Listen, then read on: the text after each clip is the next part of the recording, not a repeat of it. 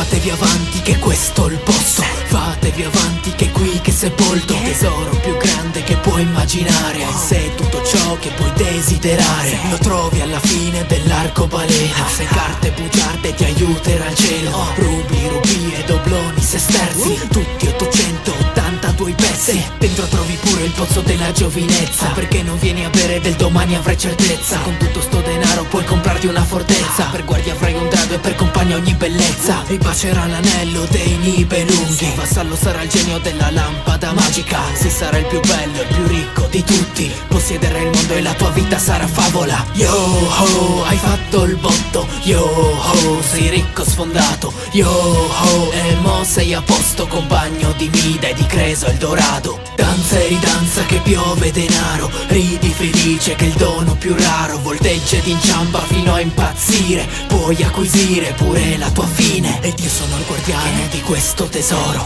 vengo da lontano, un tempo come loro. Ho infilato la mia lama proprio al centro delle schiene di 100.000 schiere che bramavano il mio oro. In pugno la falce mi celo nell'ombra, bagliore dorato ne proietta molta. Ho trucidato ladri, soldati e schiavi, guerrieri, pirati, signori e sovrani. Ogni moneta ha suo lato nascosto, che sia in una teca, una grotta nel bosco. Io sono il rovescio della medaglia, sicura conseguenza per ogni canaglia. Mi ricordo quando vivevo come gli altri, cercavo tesori, ero un brigante come tanti. Ora non ho nome, è la mia giustizia, ai tempi noto come l'avarizia. Yo ho, hai fatto il botto, yo ho, sei ricco sfondato, yo ho, e mo sei a posto, compagno di Mida e di Creso Eldorado. Danza e ridanza che piove denaro, ridi felice che il dono più raro volteggia ed inciampa fino a impazzire, puoi acquisire pure la tua fine.